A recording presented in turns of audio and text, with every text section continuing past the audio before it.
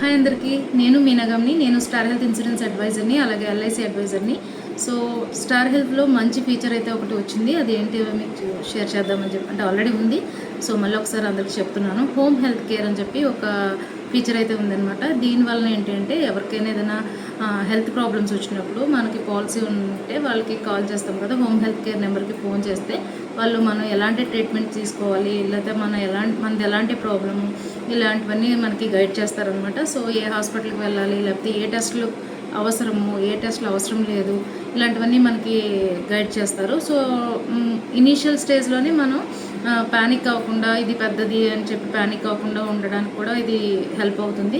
అలాగే ఏంటంటే కొన్నిసార్లు అన్నెసరీగా హాస్పిటల్ వాళ్ళు 2 days 3 days అడ్మిట్ చేస్తూ ఉంటారనమాట. అంటే వాళ్ళది బిజినెస్ కదా.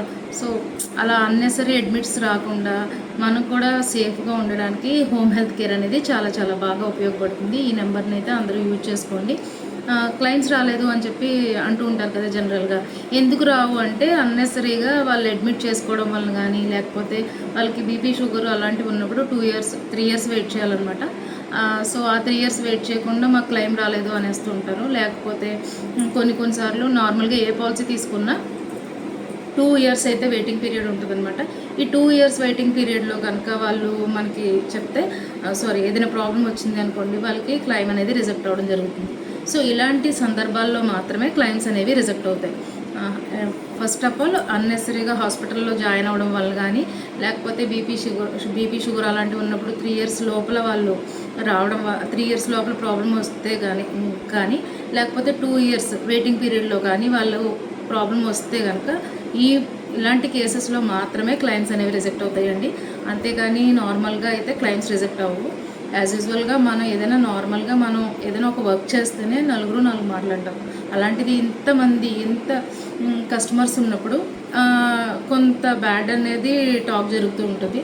సో అలా ఏమీ ఉండదు. ఎందుకంటే ఇది ఒక స్టార్ హెల్త్ ఇన్సూరెన్స్ అనేది మన ప్రజల డబ్బులను తీసుకుని మళ్ళీ ఎవరికైతే అవసరమో వాళ్ళకే ఉపయోగిస్తారు. అలాంటప్పుడు వేస్ట్గా ఉపయోగించకూడదు. ఈ ప్రజల డబ్బుని మనం కరెక్ట్గా వినియోగించాలనే ఉద్దేశంతో మాత్రమే ఈ క్లెయిమ్స్ అనేవి రిజెక్ట్ కావడం కానీ, లేకపోతే ఏదైనా జరుగుతూ ఉంటుంది. అంతేగాని క్లెయిమ్స్ రిజెక్ట్ అవ్వడం అనేది జెన్యూన్గా ఉంటుంది. కంపెనీ ఎప్పుడు తప్పు చేయదు. కొన్ని సందర్భాల్లో క్లాషెస్ కానీ, లేకపోతే వాళ్ళకి తెలియకుండా బీపీ షుగర్ ఉండి చెప్పకపోవడం కానీ, ఇలా కొన్ని సందర్భాల్లో మాత్రమే జరుగుతూ ఉంటాయి.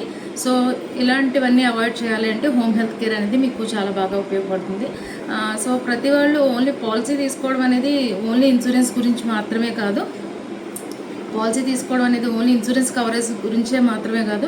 మనం ప్యానిక్ అవ్వకుండా ఎలాంటి ట్రీట్మెంట్ మనకి అవసరము, ఇలాంటివి కూడా హోమ్ హెల్త్ కేర్ వల్ల మనకి చాలా యూస్ఫుల్గా ఉంటుందన్నమాట.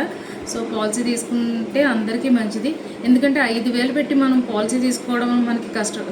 20,000 పాలసీ తీసుకోవడమే మనకు కష్టమైతే, రేపు పొద్దున్న 1,00,000, 2,00,000, 3,00,000 ఇలాంటి ఒక ప్రాబ్లం వచ్చినప్పుడు మనం ఎంతవరకు దాన్ని అమౌంట్ని మనం ఇంట్లో గోల్డ్ కానీ వేరే వాటిని కానీ తీసుకుని పెట్టగలం. సో 20,000 గురించి ఆలోచించుకోండి. ఈ 20,000 కూడా ఈ ఈఎంఐ అని చెప్పే ఆప్షన్ ఉంది మనకి. ఈఎంఐ ద్వారా 20,000ని అంటే 5,000 డౌన్ పేమెంట్తో మనం పాలసీని అయితే స్టార్ట్ చేయొచ్చు. సో ఎవరైనా పాలసీ చేయాలి అనుకుంటే నన్ను కాంటాక్ట్ అవ్వండి. Thank you.